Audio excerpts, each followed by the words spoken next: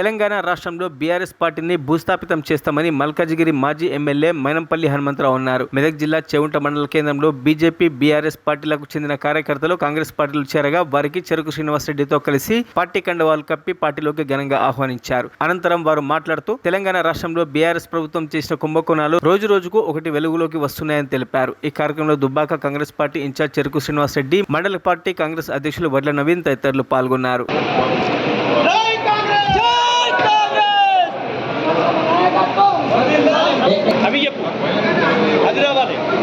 BJP BRS party నుంచి చేరేతున్న ప్రతి ఒక్కరికి స్వాగతం.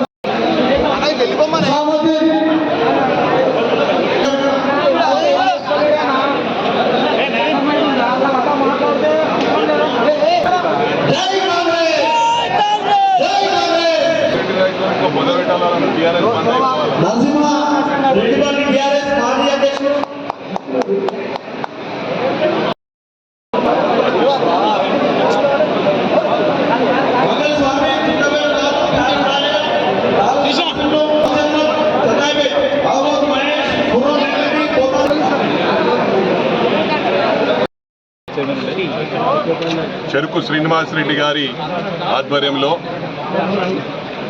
చేగుంట మాజీ బీఆర్ఎస్ పార్టీ మండల పార్టీ అధ్యక్షులు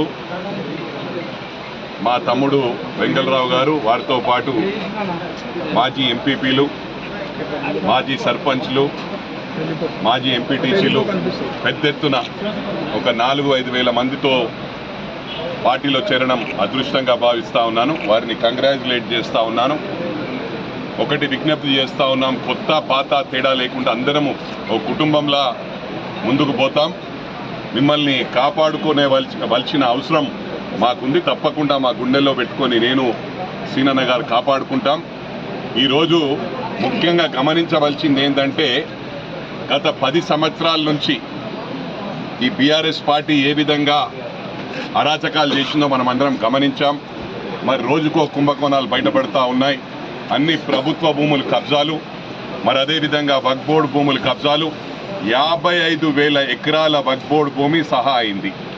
అదే కాకుండా అసైన్మెంట్ భూములు అన్నిటికి కూడా పాస్బుక్లు కూడా బెనామీల పేర్ల మీద ఇప్పించడం జరిగింది ఈ ప్రభుత్వం.